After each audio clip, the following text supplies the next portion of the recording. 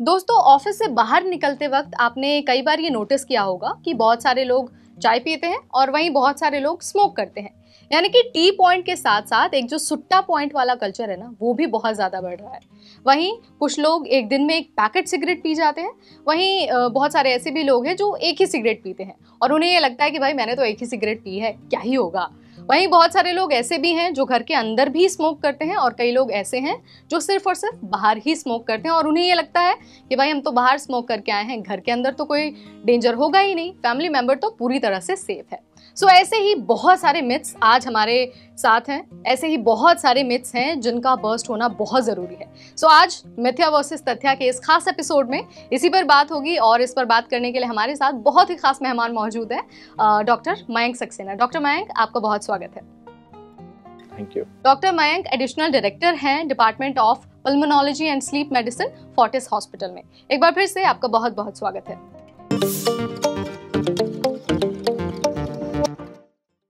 Doctor, कई लोग ये मानते हैं कि जो स्मोकिंग है वो एक वेट लॉस का फैक्टर है। सो वो स्मोकिंग इसलिए भी करते हैं क्योंकि उनको वेट लॉस करना होता है। तो ये क्या मिथ है या फिर इसके पीछे कुछ लॉजिक है, साइंस है? ये पूरी तरह मिथ है, क्योंकि ज़्यादातर अगर हम लोग देखें स्मोकिंग जो अगर कोई भी व्यक्ति कर रहा है, हम लोग उसमें ज़्यादातर सीडेंटरी लाइफस्टाइल ज़्यादा देखते हैं कि वो ज़्यादातर बैठे रहते हैं, ज़्यादा बहुत एक्टिव नहीं रहते। क्योंकि एक आप देखेंगे जितने भी मेजॉरिटी जो लोग हैं जो जिमिंग कर रहे हैं, जो कि फिजिकल एक्टिव इन्वॉल्व हैं, वो लगभग स्मोकिंग ना के बराबर कर रहे हैं या नहीं कर रहे हैं। ये ज़्यादातर वो लोग हैं जो कि बेसिकली स्मोकिंग अगर कर रहे हैं तो थोड़ा लेथार्जी स्टेट में रहते हैं। वहाँ पे बल्कि हम उल्टा वेट गेन ज़्यादा देखते हैं। तो इसलिए ये कहना स्मोकिंग से वेट लॉस होता है, ये बिल्कुल भी ठीक नहीं है। और अगर आप स्मोकिंग इस वजह से कर रहे हैं वेट लॉस के लिए, तो आप बहुत गलत कर रहे हैं, क्योंकि दुनिया में बहुत सारी चीज़ें ऐसी हैं जो कि करके आप वेट लॉस कर सकते हैं और सेफ भी हैं। साइकिलिंग करिए, जॉगिंग करिए, एक्सरसाइज करिए, जिम पकड़िए, लेकिन स्मोकिंग मत करिए वेट लॉस के लिए तो बिल्कुल भी नहीं। और डॉक्टर, एक और चीज़ कही जाती है कि जो स्मोकिंग है उसकी वजह से सिर्फ और सिर्फ लंग कैंसर होता है और कोई तो आपको समस्या हो ही नहीं सकती। इसके पीछे क्या सच्चाई है? नहीं, ये भी एक बहुत बड़ा मिथ है, क्योंकि स्मोकिंग आज की डेट में सर से लेके पैर तक आप किसी भी ऑर्गन को पकड़िए, हर डिजीज में बेसिकली एक तो हर जगह के कैंसर में इसका योगदान है, सर से लेके पैर तक में। दूसरा चीज़, अगर हम लोग रेस्पिरेटरी डिजीजेस की बात करें तो उसमें स्मोकिंग से रिलेटेड सीओपीडी, एस्थमा तो हम लोग आज की डेट में देखते हैं, काफ़ी कॉमन हो गया है। तो वहाँ पे हम लोग देखते हैं कि उसका रेस्पिरेटरी सिस्टम पे बार बार इन्फेक्शन होना, ये सब चीज़ें तो रहती हैं। दूसरा चीज़, लिप कैंसर होना, टंग कैंसर, ओरल कैंसर भी स्मोकिंग के साथ में एसोसिएटेड है। इनफैक्ट एल्जाइमर्स और इस टाइप के रोग का भी बेसिकली हम लोग स्मोकिंग के साथ में काफ़ी बार देखते हैं एसोसिएशन। सेकेंड थिंग, स्ट्रोक होने की समस्या बढ़ जाती है। तो मैं वही बता रहा हूँ आपको, सर से लेके पैर तक अगर मैं नीचे चलूँगा, GI upset, IBS, irritable bowel syndromes भी स्मोकिंग के साथ में एसोसिएटेड होता है। In fact infertility is also seen with the smoking thing.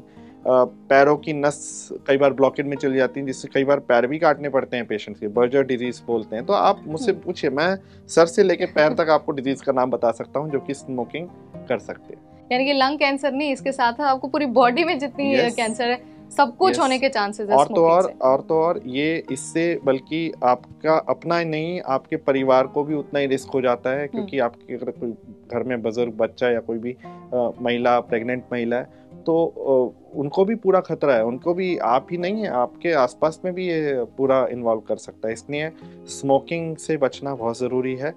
खाली लंग कैंसर तो एक बात की बात है, लेकिन स्टार्टिंग में तो एस्मा सिम्टम्स आने लग जाते हैं पेशेंट को। सो ये बहुत इंपॉर्टेंट है कि खाली लंग कैंसर नहीं, it can virtual effect sir से लेके पांव तक, कोई भी सिस्टम नहीं छोड़ती।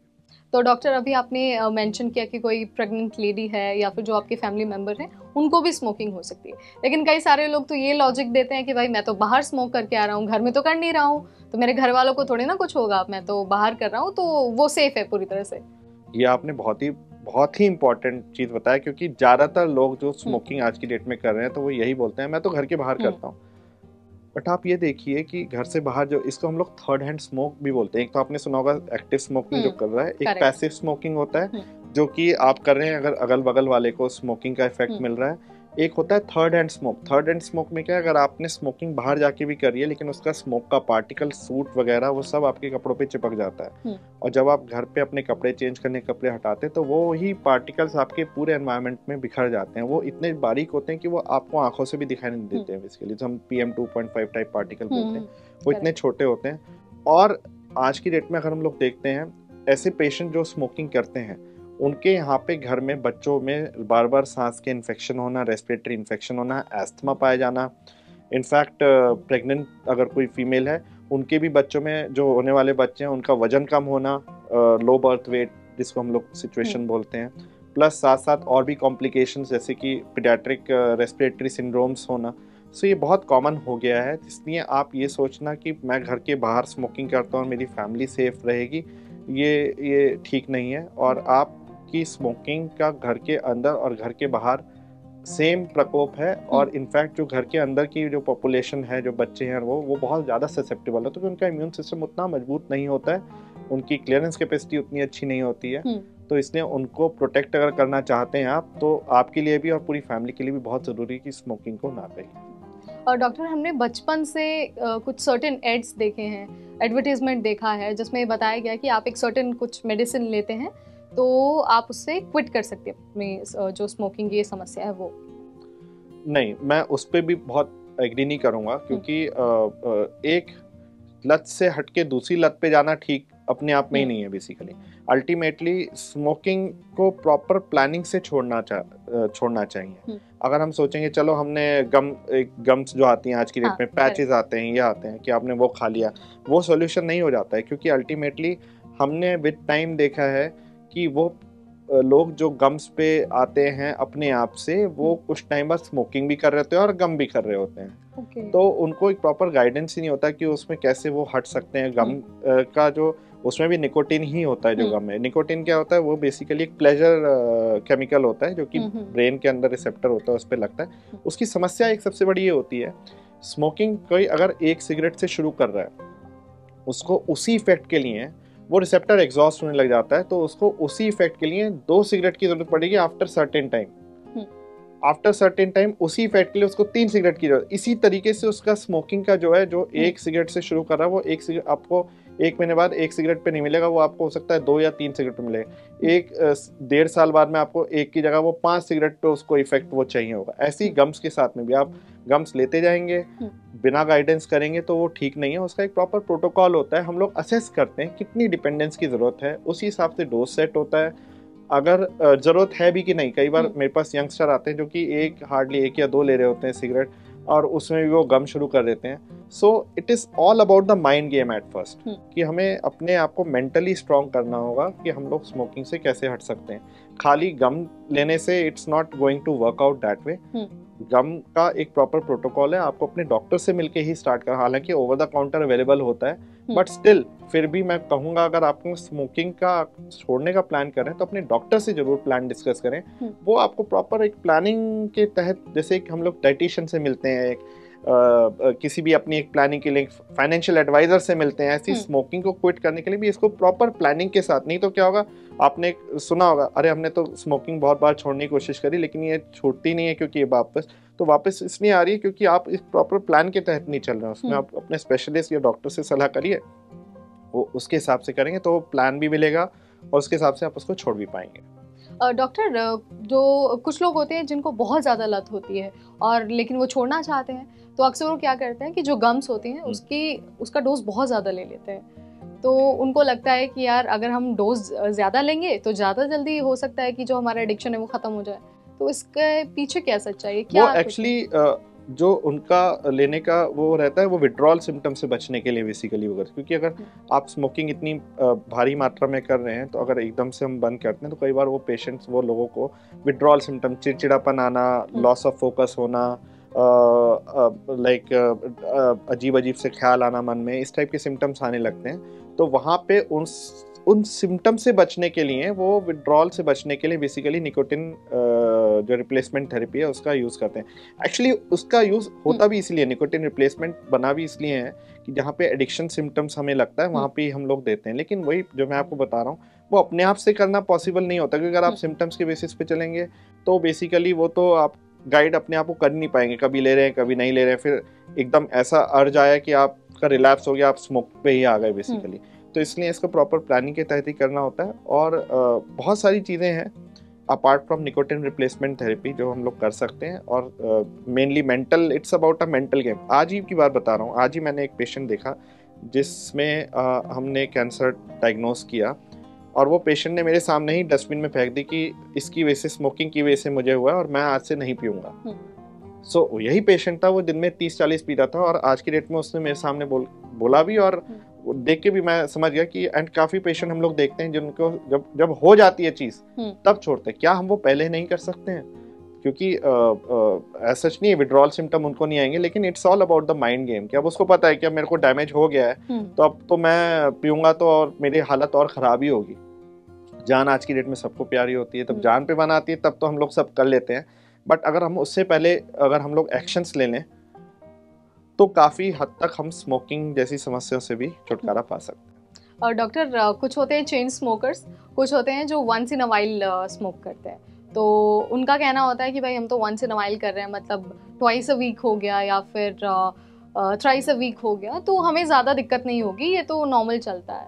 तो इसके पीछे क्या उनको भी कोई समस्या होती है, या फिर उनको सिर्फ ये लग रहा है कि नहीं हम फिट हैं, हमें कोई दिक्कत नहीं है? स्मोकिंग चाहे एक भी कर रहे हैं, वो बॉडी में एक तरह से आप जहर ही ले जा रहे हैं। तो मैं उनको भी मैं बोलूँगा नहीं, चलो हफ्ते में एक दिन तो अलाउड है, आप कर लें, क्योंकि वही चीज़ बढ़ते बढ़ते फिर बढ़ने लग जाती है और अपने आप में प्रॉब्लम तो करती है। प्लस एक सिगरेट भी अपने आप में प्रॉब्लम इनिशिएट कर सकती है, ठीक है। तो ये बहुत ज़रूरी है कि स्मोकिंग, ये सोचना कि ओकेजनल स्मोकिंग है तो वो सेफ है, वो बिल्कुल सी सेफ नहीं है। आज की डेट में तो मैं इवन इनफैक्ट बोलूँगा, आपने देखा हुक्का और ये सब चीज़ें चल रही हैं, वो भी अनसेफ है। Vaping is totally unsafe. Vaping की वजह से तो यूएसए में एक बार निमोनिया का आउटब्रेक हो गया था।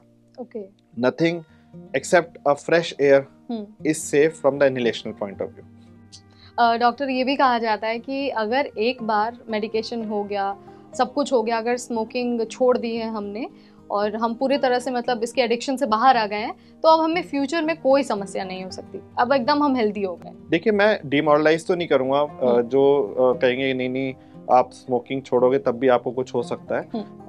आप स्मोकिंग छोड़ रहे हैं, सबसे अच्छी बात तो ये कि आपने स्मोकिंग अगर छोड़ी है तो आप अपनी होने वाली डिजीजेस को भी आप किसी हद तक रोकथाम कर पा रहे हैं। लेकिन हाँ, ये भी मैं कहना चाहूँगा, ये डिपेंड करता है। अगर मान लीजिए किसी बंदे ने 20 से लेके 40 साल तक रेगुलर स्मोकिंग करी, काफ़ी हैवी स्मोकिंग करी, और 40वें साल पे उसने सोचा कि अब मैं छोड़ता हूँ, उसका lung age comparative to his counterpart उतना नहीं रहेगा जितना कि हम लोग देखते हैं। और वो कई बार एक्टिव लाइफस्टाइल में पता नहीं चलता है, वो सिम्टम्स कई बार हमें लंग एज के हिसाब से जब वो प्रोग्रेस होता है, कई बार देखते हैं पेशेंट ने 10 साल पहले सिगरेट स्मोकिंग छोड़ी हुई, 10 साल पहले तो बिल्कुल ठीक था, अब से सिम्टम्स आने शुरू हो रहे हैं। क्यों? क्योंकि वो एज जो फैक्टर है, lung age of the smoker is always on a higher side. तो एक 40वें साल पे जिसने, एक नॉर्मल इंसान है और जिसने स्मोकिंग करी है, उसकी एज कहीं ना कहीं वो 47-48 पे आएगी, depending on the number of smoking he has done. अब वो 20 साल आगे जाएगा तो वही 60 ईयर्स पे जब वो जाएगा तो 60 ईयर्स का एज ग्रुप और 70 ईयर्स के उस पे बेंचमार्क पे आएगा उसका, जो स्मोकिंग करे हुए उसका एक्सरसाइज। अब 60 ईयर्स में भी आज की डेट में इंसान एक्टिव रहता है। हाँ। अब जो 70 ईयर्स वाला, तो वहाँ पे मिसमैच वो महसूस करेगा कि मैं उतना नहीं चल पा रहा हूँ, मैं अपने काउंटर पार्ट से जो चल रहे हैं स्पीड में, मैं उनसे पीछे रह जा रहा हूँ, कहीं भी चढ़ाई आ रही है मैं रुकने शुरू हो जा रहा हूँ। तो ये इसलिए अपने चेकअप्स को करना भी बहुत ज़रूरी है कि अगर आपका एक एनुअल हेल्थ चेकअप जरूर होना चाहिए। अगर आपकी स्मोकिंग हिस्ट्री बहुत सिग्निफिकेंट रही है, चाहे आपने छोड़ भी दिए, बट अपने एक रेगुलर हेल्थ चेकअप करते रहिए, जिससे आप अपना, वही मैंने बोला कि आपको ये 10-20 साल अगर अच्छे जाएंगे तो आने वाले टाइम में भी आपको ठीक रह सकता है, ताकि सिम्टम्स को अर्ली पकड़ के उसको हम लोग अर्ली से ही उसको ट्रीट कर पाए बेसिकली। डॉक्टर, जाने से पहले मैं चाहूँगी कि as a expert, as a doctor, आप उन लोगों को सलाह दे दीजिए, उन लोगों को टिप्स बता दीजिए जिन्होंने अभी भी शुरू किया, मतलब जो इनिशियल टाइम में है और चाहते हैं, अब उनको रियलाइज़ हो गया है कि भाई स्मोकिंग कितना डेंजरस है और चाहते हैं कि उसको छोड़ दें, तो आप उनके लिए प्लीज कुछ टिप्स दे दीजिए। स्मोकिंग छोड़ने के भी स्टेजेस होते हैं, precontemplation, contemplation, action, maintenance and then relapse अगर किसी को होता है तो अगर हम लोग देखें प्री कॉन्टेम्पलेशन तो ये है कि जब मेरे को लग रहा है कि स्मोकिंग इज हार्मफुल। कॉन्टेम्पलेशन में हम वहाँ पे आते हैं जहाँ पे हम लोग सोचते हैं कि नहीं, स्मोकिंग मेरे को छोड़ना चाहिए। एक्शन जहाँ पे आप ये सोचते हैं अब मैं स्मोकिंग इस डेट से छोड़ूंगा।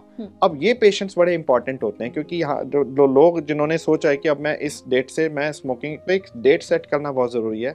अब वो चाहे आपका बर्थडे हो सकता है, आपका कोई भी ऐसा दिन जो सबसे पास, ऐसा नहीं कि अब अगले साल का कोई दिन ले लें कि उस दिन में छोड़ूंगा।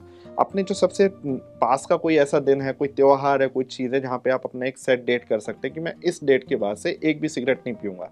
आप एक ये सोचे कि आप कम करते करते छोड़ेंगे तो ये पॉसिबल नहीं होता। इसमें ज़्यादातर हम लोग कोल्ड टर्की मेथड बोलते हैं कि एकदम से आपको छोड़ना होगा। और it's all about the mental game. Mental determination is the one and the foremost thing that person need. तो इसलिए बहुत ज़रूरी है कि मेंटली अपने आप को साउंड रखना। और इसमें भी देखिए ना, अर्जेस आते हैं इसमें। आप पूरे दिन ऐसा नहीं कि हर समय स्मोकिंग का एक फील आता रहेगा, उसमें 1 घंटे में कभी एक अर्ज आएगा आपको, 5 से 10 मिनट का एक ऐसा फेज होगा जहाँ पे लगेगा नहीं छोड़ो, हम कर ही लेते हैं। तो इसलिए स्मोकिंग को छोड़ने के लिए उस अर्जेस को मैनेज करना बहुत ज़रूरी है। तो अपना कोई भी लौंग, इलायची, पानी का इंटेक कुछ भी रखिए, अपने माउथ को उस टाइम पे बिजी रखिए, अपने माइंड को डाइवर्ट करिए। एक तो स्मोकिंग से रिलेटेड सारा सामान आप हटा दीजिए अपने से, क्योंकि वो भी एक दिखता रहता है तो कहीं ना कहीं एक अर्ज क्रिएट करता रहता है। उस सर्कल को छोड़ दीजिए जहाँ पे आप स्मोकिंग, लाइक ज़्यादातर हम लोग ऑफिस के बाहर देखते हैं कुछ एक एरिया होता है जहाँ पे सब बैठ के डिस्कस कर रहे होते हैं, स्मोकिंग जॉइंट्स जिसको बोलते हैं, वहाँ पे मत जाइए, उस एरिया से अवॉइड करिए। एक बड़ा अलग सा मेथड ये भी है कि आप अपने ऑफिस में कहीं पे भी हैं, आप स्मोकिंग के बारे में ब्लॉग्स लिखिए, आप उसके बारे में लोगों को और जागरूक करिए, आप लेक्चर्स दीजिए या कुछ भी आप करिए कि स्मोकिंग इज़ हार्मफुल, पब्लिक को मैसेज दें। तो इससे एक शेमिंग मैकेनिज्म भी क्रिएट होता है कि जहाँ पे ह्यूमन माइंड ये सोचता है कि अरे मैंने तो इनको बोल रहा था कि स्मोकिंग नहीं करनी चाहिए और इनके सामने मैं स्मोकिंग कर रहा हूँ। तो ये shaming mechanism also creates a road blocks. तो आपको रोड ब्लॉक्स बनाने पड़ेंगे मेंटली कि आप उसकी तरफ ना जाएं। फिर भी अगर आपको वहाँ पे दिक्कत आ रही है तो डॉक्टर की ज़रूर सलाह लें। डॉक्टर आपका एक प्रॉपर प्लान करेंगे, देखेंगे थेरेपी या मेडिसिन की ज़रूरत है कि नहीं है, या बिना मेडिसिन के भी काम हो सकता है। तो वेल एंड गुड, क्यों मेडिसिन लेना अगर हम लोग नेचुरल तरीके से छोड़ सकते हैं। बिल्कुल डॉक्टर, मुझे लगता है कि आपने जो अभी टिप्स बताए वो बहुत आसान है और बहुत अच्छे से ऑप्ट करके इंसान जो अपनी स्मोकिंग की हैबिट है, जो एडिक्शन है, उसको छोड़ सकता है। और साथ ही आपने इतने इजी लैंग्वेज में जो भी स्मोकिंग से रिलेटेड मिथ्स हैं उनको बर्स्ट कर दिया। मुझे लगता है कि इसकी बहुत ज़्यादा ज़रूरत थी और ऑडियंस भी इस वीडियो को देखने के बाद ये सारी चीज़ें अपनी डेली लाइफ में इंक्लूड करेगी और जो भी आपने चीज़ें बताई हैं उनको फॉलो ज़रूर करेगी। So thank you so much, आप हमसे जुड़े, आपने इतना इंपॉर्टेंट टाइम निकाला और आप हमसे जुड़े, इसके लिए बहुत बहुत शुक्रिया। आपको ये वीडियो कैसा लगा, let me know in the comment section. ऐसे और वीडियोस हम लाते रहेंगे ओनली ऑन नवभारत टाइम्स।